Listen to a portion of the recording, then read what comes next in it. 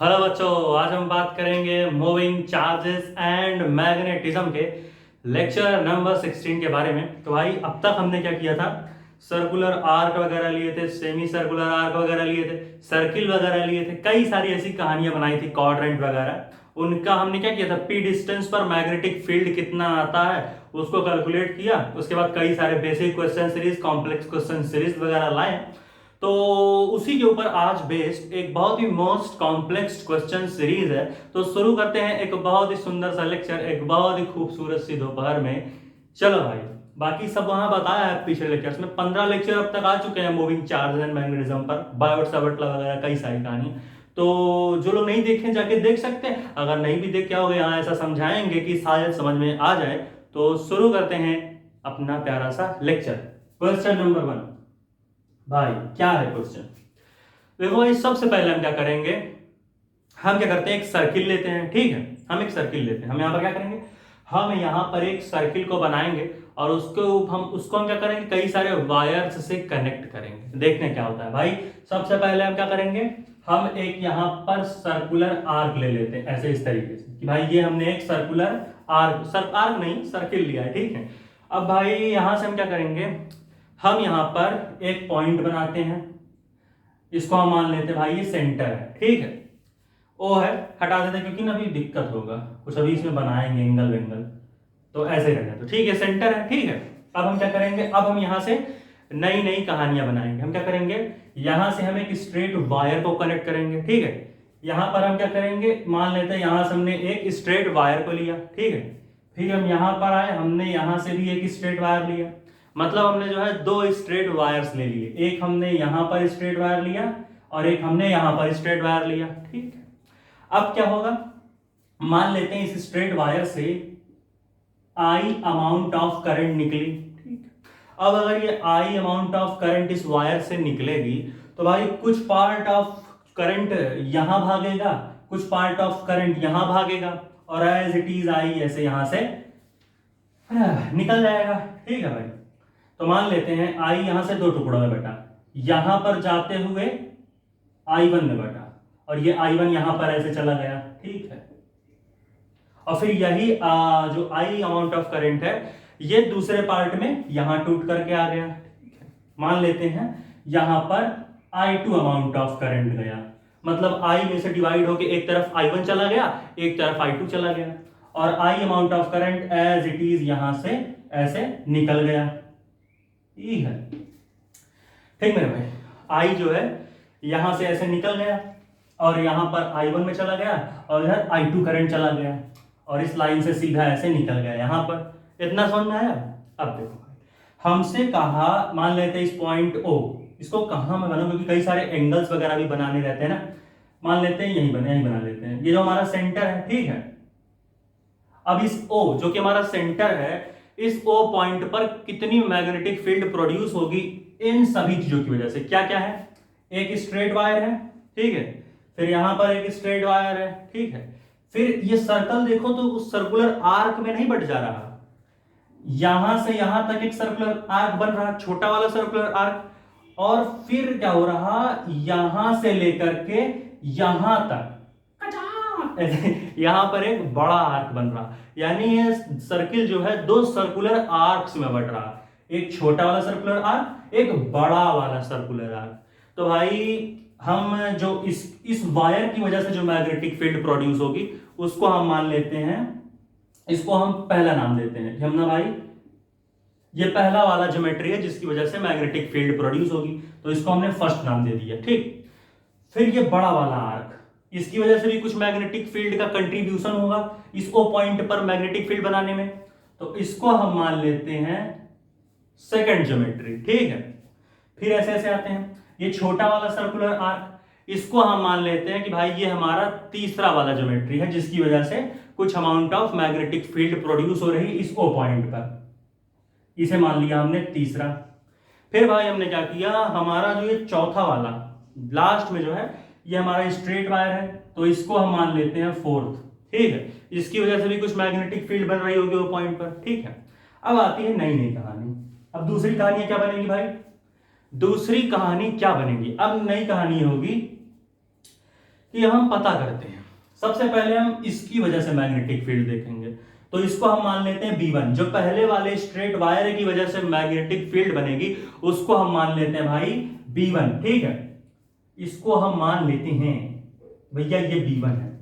अब हमने यार थ्योरी पढ़ी थी, क्या थ्योरी पढ़ी थी कि जिस पॉइंट पर हमें मैग्नेटिक फील्ड चाहिए, अगर उसी पॉइंट पर, ठीक है, जिस पॉइंट पर हमें मैग्नेटिक फील्ड चाहिए, अगर वो पॉइंट स्ट्रेट वायर के अलोंग आ जा रहा, मतलब कि अगर कोई स्ट्रेट वायर है, ठीक है, अब स्ट्रेट वायर से किसी कुछ डिस्टेंस पर जाकर के वो पॉइंट पर हमें मैग्नेटिक फील्ड बतानी, ये बताता है। लेकिन अगर जिस पॉइंट पर हमें मैग्नेटिक फील्ड बतानी है वो अगर वायर के अलोंग में ही आ जाता है तो हम क्या करते हैं, उस वायर की वजह से जीरो मैग्नेटिक फील्ड प्रोड्यूस होती है।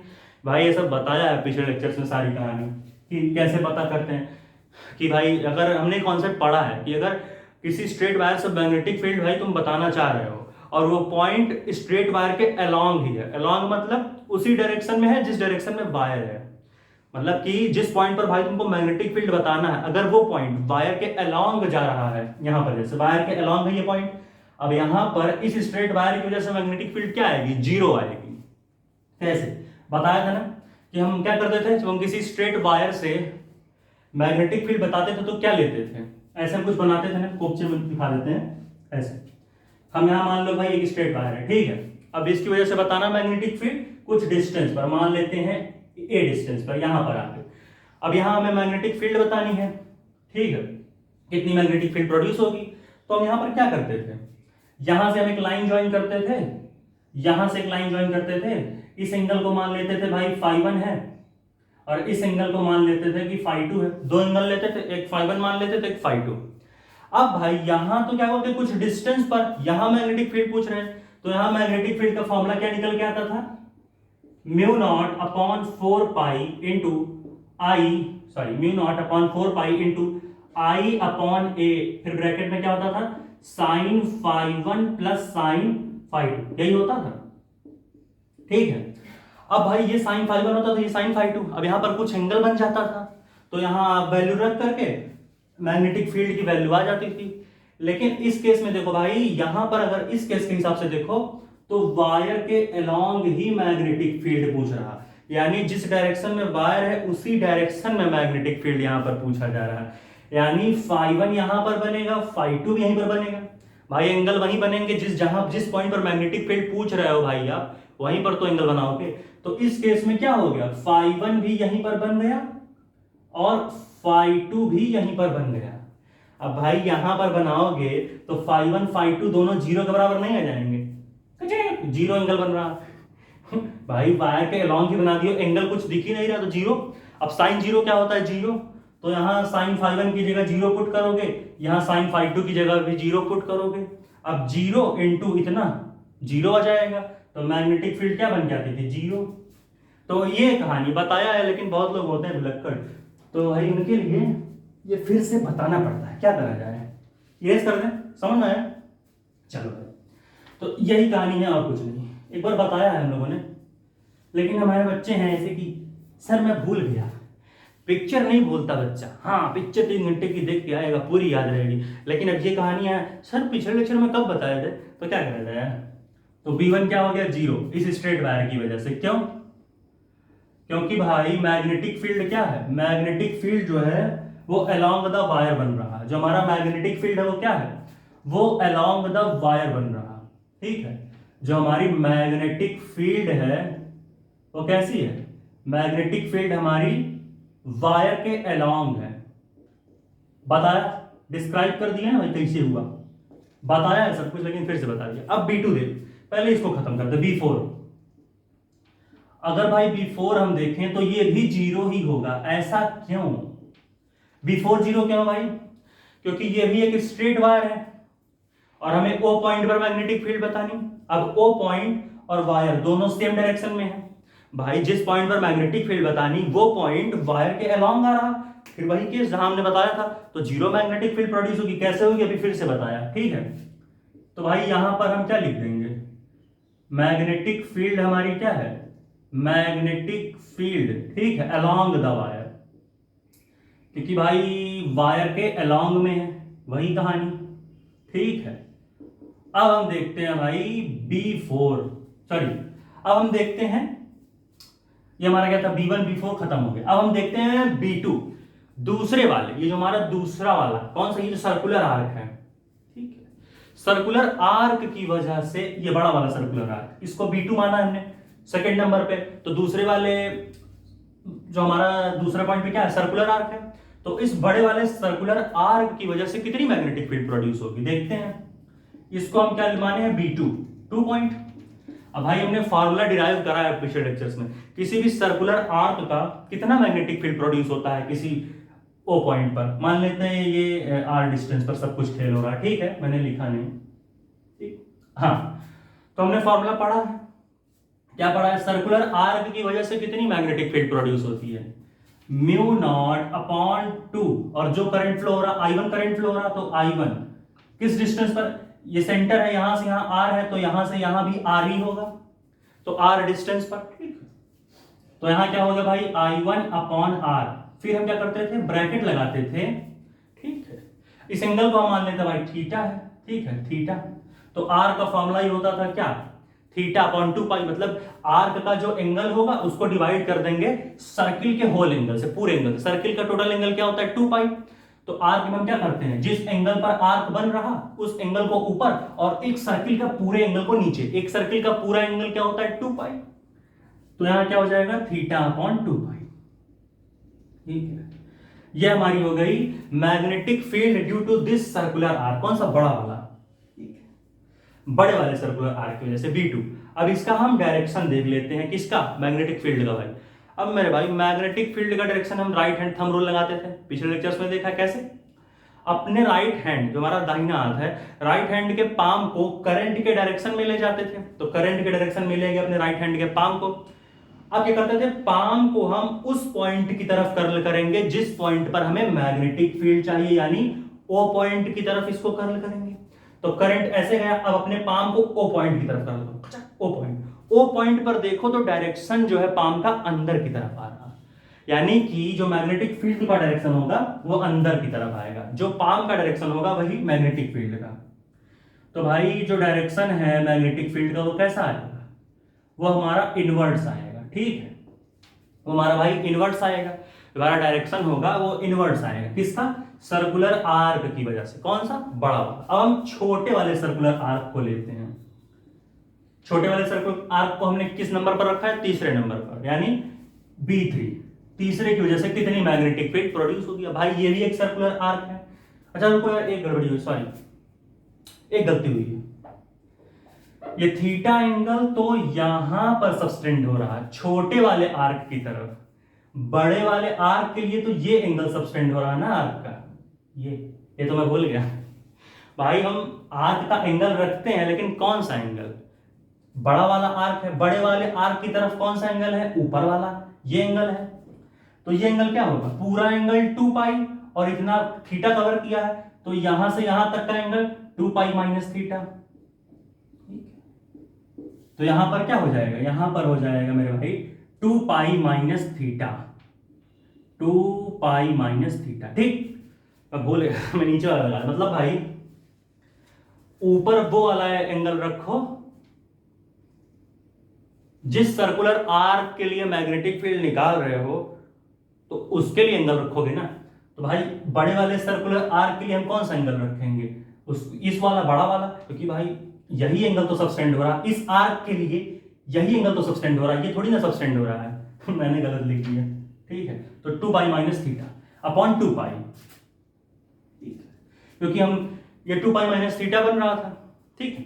जो ये कितना एंगल सबटेंड हो रहा इस बड़े वाले सर्कुलर आर्क के लिए, 2 पाई माइनस थीटा, और फिर हम डिवाइड कर देते थे सर्किल के पूरे एंगल से, तो सर्किल का पूरा एंगल 2 पाई। अब ठीक है, ठीक, चलो अब हम तीसरे वाले की वजह से देखेंगे। Same formula, mu naught upon 2, यहां पर कितना करंट फ्लो हो रहा, I2 करंट फ्लो हो रहा, यानी यहां पर हम लिख लेंगे मेरे भाई I2, रेडियस सेम R होगा, भाई सेंटर है, यहां से यहां डिस्टेंस R है, तो यहां से यहां डिस्टेंस भी R होगा, तो सीधा R लिख दिया। अब कंफ्यूज ना होना यहां से यहां डिस्टेंस कैसे निकाले, ठीक है। चलो भाई ठीक है, हाँ चलो भाई, तो यहां भी लिख दिया R, I2 करंट। अब ब्रैकेट बनाया, यहाँ पर कितना एंगल, यहाँ तो सिंपल, ये वाला आर्क कितना एंगल सबटेंड कर रहा है, थीटा एंगल, सबटेंड मतलब कितना कवर कर रहा है, थीटा एंगल, तो थीटा लगा देंगे। और डिवाइड किससे करते हैं, सर्किल के पूरे एंगल से, तो थीटा अपॉन 2 पाई। ठीक है, अब डायरेक्शन देख लेते हैं मेरे भाई, डायरेक्शन क्या है। ठीक है, देखो राइट हैंड के थंब को करंट के डायरेक्शन में खींचे I2। अब अपने पाम को O पॉइंट, ये O पॉइंट मैं यहां बना लेता हूं, O पॉइंट की तरफ क्या करेंगे हम, क्या करेंगे भाई, O पॉइंट की तरफ हम कर्ल करेंगे। ठीक है, ऐसे O पॉइंट पर जाके देखो पाम का डायरेक्शन बाहर की तरफ, बाहर फेंक रहा है। यहां क्या होता था, ऐसे अंदर जा रहे थे, ऐसे अंदर की तरफ कुछ कुछ जा रहा है। ठीक है, लेकिन जैसे ही हम यहां पर आते हैं, ठीक है, जैसे ही हम यहां पर आएंगे वहां कुछ और कहानी बन जाएगी। ठीक है, समझ रहे हो कि नहीं भाई, पक्की बात। यहां पर है तो O पॉइंट पर यहां क्या हो गया, आउटवर्ड्स, बाहर की तरफ। यहां कैसे जा रहा था, यहां तो हमारा अंदर की तरफ जा रहा था, लेकिन यहां पर हमारा क्या हो गया, यहां पर हमारा आउटवर्ड यानी बाहर की तरफ चला गया। ठीक है, यहां पर हमारा डायरेक्शन जो है बाहर की तरफ चला गया। ठीक, तो यहां हम क्या लिखेंगे, यहां हम लिख देंगे आउटवर्ड्स। ठीक, ये भाई हमारा बाहर की तरफ चला गया। ठीक है, अब हम क्या करते हैं, मान लेते हैं कि हम इसको बड़ा मान लेते हैं। ठीक है, तो B3 माइनस B2 कर सकते हैं, तो एक काम करते हैं हम B3 माइनस, इसको बड़ा मान लेते हैं, इसको छोटा मान लेते हैं, B2 को हम छोटा मान लेते हैं, तो हम B3 माइनस B2 कर देंगे। अब भाई B3 माइनस B2 करेंगे तो क्या आएगा, अगर हम B3 माइनस B2 करेंगे तो क्या कहानी बन के आएगी, ज्यादा कुछ खास नहीं, ऐसे। हाँ, बी नेट को हम मान लेते हैं B3 minus B2, B3 minus B2, तो B3 हमारा भाई क्या है, ये है mu not I2 upon 2R into theta upon 2 पाई। यही है, तो ठीक है, कोई दिक्कत नहीं, मान लेते हैं, कोई दिक्कत है नहीं यहाँ पर।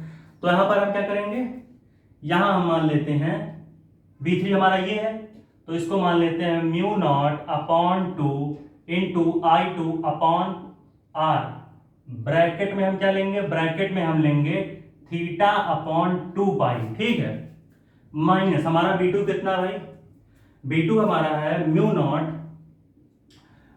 Not upon 2 into I1 upon R। ठीक है, ब्रैकेट में 2 पाई माइनस थीटा अपॉन 2 पाई, यही होगा।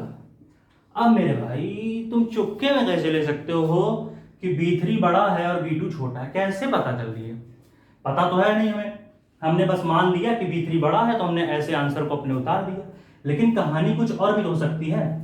तो इसलिए अब हम यहां पर करंट इलेक्ट्रिसिटी का कॉन्सेप्ट लाएंगे, वहां से कुछ वैल्यूज को निकालेंगे। ठीक है, और निकालते हैं, कैसे निकालेंगे, चलो भाई। हाँ, देखो ये I अमाउंट ऑफ करंट यहां से जा रहा है अंदर की तरफ। ठीक है, I अमाउंट ऑफ करंट यहां से अंदर की तरफ जा रहा है। अब एक तरफ I1 गया, एक तरफ I2 गया, तो इसको भी तुम एक सर्किट मान सकते हो, इसको भी तुम एक सर्किट मान सकते हो। ऐसे नहीं लिख सकते, देखो ऐसे, यहां से कुछ I अमाउंट ऑफ करंट गया, किच किच किच की, फिर ऐसे गए, ठीक है, फिर यहां पर आए ऐसे, ठीक है, ऐसे किच किच किच किच किच किच की, ठीक है, ऐसे, ठीक है। हाँ नहीं, और अच्छे से बनाते हैं इसे, ना ना ना ना ना ना ना, ठीक है, फिर से बनाते हैं। हाँ चलो भाई, हाँ मान लेते हैं यहां से I अमाउंट ऑफ करंट तुमने इंटर कराया भाई। अब ये I अमाउंट ऑफ करंट कुछ इस रजिस्टर में जाएगा, और फिर ये I अमाउंट ऑफ करंट, ये दोनों पैरेलल में दिख रहे हैं, सीधा से एक इधर बीच में वायर है। ठीक है, तो क्या होगा, यहां से आओगे किचिक किच किच किच किच किच किच की, मान लेते हैं थोड़ा और बड़ा मान बनाना पड़ेगा क्या यार, चलो ठीक है, इसमें मान लेते हैं I1 गया और इसमें मान लेते हैं I2 गया। ऊपर वाले में I1 गया, नीचे वाले में I2 गया। ये R1 है, ये रजिस्टर R1 है और ये रजिस्टर R2 है। कैमरे में छोटा तो नहीं दिख रहा, हाँ ठीक है, कोई दिक्कत है नहीं ऐसी, ठीक है। हाँ तो इसमें I1 गया, मुझे यार सेटिस्फैक्शन नहीं, पता नहीं दिख रहा कि नहीं, ये छोटा सा, फिर से बनाऊंगा मैं इसको। हाँ भाई चलो देखो अच्छे से, किचिक किचिक किचिक किचिक की, ठीक है, फिर ऐसे आओ, किचिक किचिक किचिक किचिक की, ठीक है। अब मान लो मेरे भाई, हाँ, यहां से तुमने I करंट दिया, यहां ये I1 में गया, फिर नीचे ये I2 आया, कुछ यहां R1 गया, यहां R2 रजिस्टर, ये R1 रजिस्टर, ये R2 रजिस्टर। अब जैसा कि दोनों रजिस्टर क्या है, दोनों रजिस्टर पैरेलल में है। अब भाई दोनों रजिस्टर पैरेलल में है तो ऊपर वाले सर्किट का पोटेंशियल और नीचे वाले सर्किट का पोटेंशियल सेम होगा। तो I1 इंटू R1, भाई पोटेंशियल का फॉर्मूला क्या होता है, I इंटू R। तो I1 into R1 will be equal to I2 into R2। दोनों के पोटेंशियल सेम होंगे क्योंकि पैरेलल में दोनों रजिस्टर्स हैं। तो यहां पर क्या हो जाएगा भाई, यहां पर होगा I1 R1 equals to I2 R2। इतना समझना है। अब आगे देखते हैं भाई, इतनी कहानी समझना है कि I1 R1 is equal to हमारा है I2 R2, ठीक है। I1 R1 is equal to I2 R2 है। अब अपने एक और फॉर्मूला पता है कि रेजिस्टेंस इज इक्वल टू क्या होता है, रो L अपॉन ए, जहां पर रो क्या होती है रेजिस्टिविटी, L क्या होता है लेंथ ऑफ द वायर, और ए क्या होता है क्रॉस सेक्शन एरिया। तो एक काम करते हैं, काम ये करते हैं कि R1 की जगह हम रखते हैं रो L1 अपॉन ए। रो को सेम मान लेते हैं और क्रॉस सेक्शन एरिया ए को भी सेम मान लेते हैं, क्योंकि भाई वायर सेम है। देखो यही तो ले रहे हो भाई, यही तो तुम्हारा, इसको मान लेते हैं वायर है और ऊपर ये एक वायर है, इन्हीं के लिए तो खेल रहे हैं सब। तो I1 into rho L by A होता है रेजिस्टेंस का वैल्यू, तो रो L1 अपॉन A1, सॉरी ए को सेम रख लेते हैं, is equal to I2 into rho L2 upon A. ठीक है, हाँ कंफ्यूज हो गए नहीं तो ऐसे हो गया। अब देखो तो मेरे भाई क्या होगा, ये रो मर गया, ये ए मर गया, बचा क्या I1 into L1 is equal to I2 into L2, ठीक है।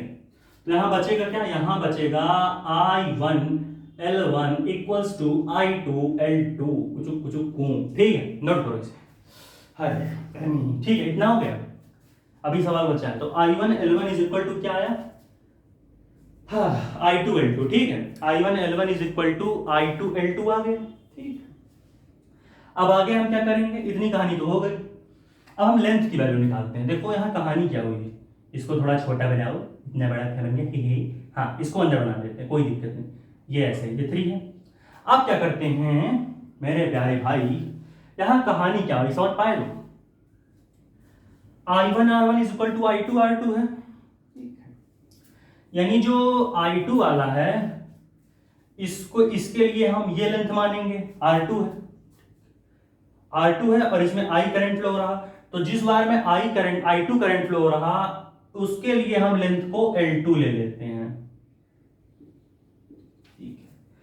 और जिस रेजिस्टेंस का ये I1 करंट, इसमें I1 करंट फ्लो हो रहा इस रेजिस्टेंस में, I1 यहां फ्लो हो रहा, यानी इसकी लेंथ हम क्या ले लेंगे L1, यानी ये यहां से पूरा यहां से यहां तक की जो लेंथ होगी वो क्या होगी, वो L1 होगी, ठीक है। एक तरीके से देखो तो भाई ये लेंथ जो है आर्क की तरह है, आर्क के लेंथ की तरह है, सॉरी एक तरीके से ये आर्क का लेंथ ही तो होगा पूरा, ये आर्क का लेंथ ही तो हुआ पूरा। अब हमने एक फॉर्मूला पढ़ा है, क्या पढ़ा है भाई, कहां लिखूं मैं, हाँ यहां लिख देते हैं। आर्क का फॉर्मूला क्या पढ़ा है, कि भाई जो आर्क का एंगल होता है थीटा, वो किसके बराबर होता है, arc upon radius, arc length upon radius.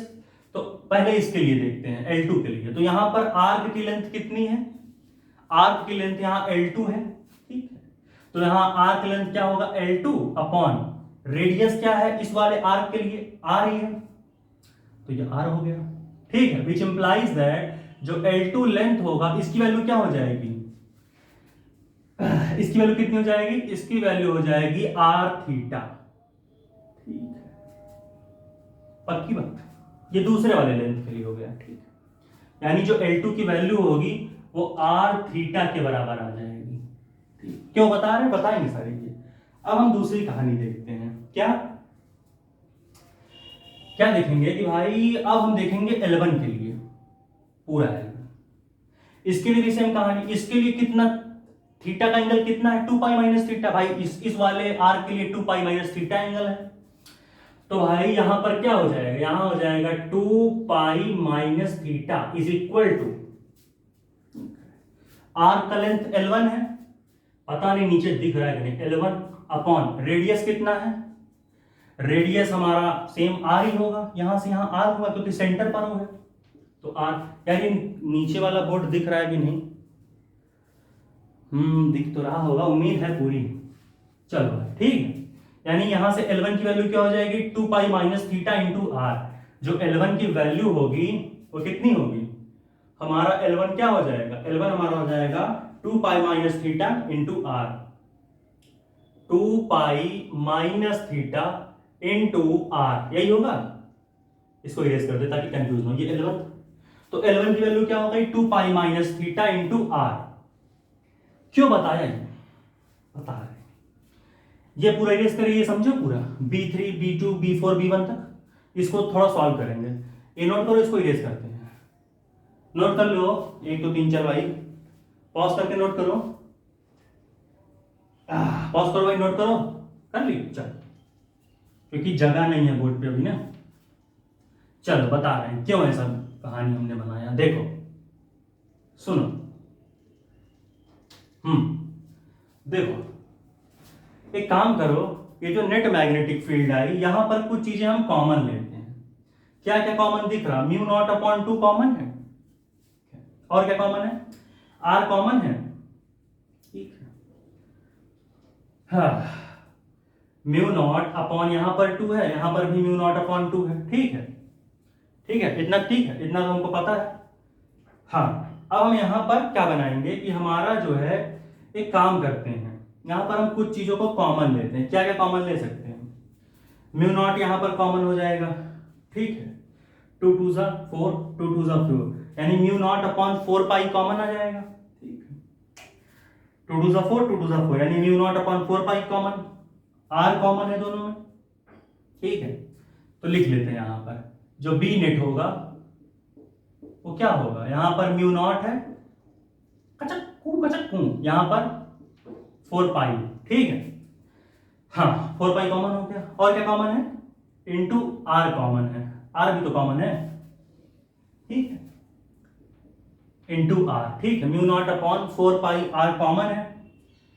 अंदर क्या हम लिखेंगे, अंदर लिख लेते हैं I2 थीटा, ठीक है, अंदर हम क्या लिखेंगे, अंदर हम लिख लेंगे I2 theta minus I1 into 2 pi minus theta, I1 into 2 pi minus कुछ, डिंग डिंग डिंग डिंग डिंग डिंग डिंग, हाँ ऐसे, यही होगा, अंदर इतना बचेगा, ठीक है, हाँ I2 theta minus I1 into 2 pi minus theta, और यहां हम बी mu not upon 4 pi R बाहर ले लेंगे, हाँ भाई इतना ठीक है, mu not upon 4 pi R को हमने बाहर ले। अब ऐसा क्यों किया, देखो यानी नेट मैग्नेटिक फील्ड कितनी आ रही, चलो सुनो, अब वो वाली कहानी देखते हैं, L1 इतना आया था, और हाँ L1 ये आया था, और L2 ये आया था। अब भाई I1 into L1 is equal to I2 into L2 है, तो एक काम करो, I1 L1 की वैल्यू कितनी है भाई, L1 की वैल्यू आर थीटा, सॉरी बच्चों, हाँ L1 क्या है, ये 2 पाई माइनस थीटा, तो यहां लिख लेते हैं 2 pi minus theta into R, ये L1 की वैल्यू है, ये L1 की वैल्यू है। अब L2 की क्या वैल्यू है, I2 L2, तो करंट ऐसे I2 L2 कितना है, आर थीटा, तो ये हो गया आर थीटा। अब एक कहानी ध्यान सुनो, आर और आर आपस में मर गए, बचा क्या, बचा I1 into 2 pi minus theta is equal to I2 theta, I2 theta, ओए होए होए होए होए, क्या बना, सुनो, यहां पर नेट मैग्नेटिक फील्ड क्या है, I2 minus theta minus I1 into 2 pi minus theta, और बाहर जो भी है mu not upon 4 pi R वगैरह, ये देखो I2 theta, I2 theta, I1 into 2 pi minus theta, I1 into 2 pi minus theta, यानी ये और ये आपस में बराबर हैं और नेट मैग्नेटिक फील्ड में इसमें से इसको माइनस कर रहे हैं। भाई जब दोनों बराबर हैं तो कट पिट के यहाँ जीरो नहीं हो जाएगा ये टर्म, यानी भाई ये दोनों आपस में बराबर है, ये दोनों इज इक्वल टू ये दोनों सेम है। अब जब ये दोनों आपस में बराबर हैं, अब दो बराबर चीज, अब भाई ये 2 है, दोनों बराबर है, अब 2 में से 2 माइनस करोगे तो जीरो ही तो आएगा। तो वही यहाँ है, जब ये बराबर है तो इन दोनों का सब्सट्रैक्शन क्या आएगा, जीरो आएगा। तो भाई जब नेट मैग्नेटिक फील्ड यहाँ क्या हो जाएगा, ये होगा mu not upon 4 pi R into zero, यही तो है। यानी जो net magnetic into zero, zero से किसी का मल्टीप्लाई करो जीरो ही पाओगे। तो ये आ गया नेट मैग्नेटिक फील्ड। कैसा था क्वेश्चन यार बच्चे, मजा आया। तो यहां पर जो नेट मैग्नेटिक फील्ड बनेगा कुछ वो कितना बनेगा, जीरो बनेगा। छाप प्यारे बच्चे हैं, छाप, गर्मी बहुत है। नोट किए क्या भाई? ठीक है, इसको इरेज कर दो यार, बड़ा गंदा लग रहा है देखने में। कुछ कुछ टिंग टिंग टिंग टिंग टिंग टिंग टिंग टिंग टिंग टिंग टिंग टिंग टिंग टिंग टिंग टिंग, समझ तो गए थे, बहुत गंदा लग रहा है देखने में। हाँ ठीक है, L2, ये L1, सॉरी L1 कुछ, ये L2 कुछ, और आंसर आ गया नेट। तो भाई ये था, और ये समझना चीज कैसे हुआ है, साफ साफ दिख रहा है कि नहीं है? खाओ काली माता की कसम, समझ में आया? दिख रहा है सब? यहां से R equal to L1 into 2 pi minus theta हुआ, ये बड़ा वाला सर्कुलर आर्क था, ये छोटा वाला सर्कुलर आर्क था, ठीक है। दोनों के लिए अलग अलग एंगल, ये थीटा, ये 2 पाई माइनस थीटा, क्लियर है? तो भाई यहाँ पर लेक्चर को खत्म करते हैं। तो भाई ये था आज का एक बहुत ही सुंदर सा लेक्चर, और अगला लेक्चर हम जल्द लाएंगे। तब तक के लिए पढ़ाई करते रहें। All the very best.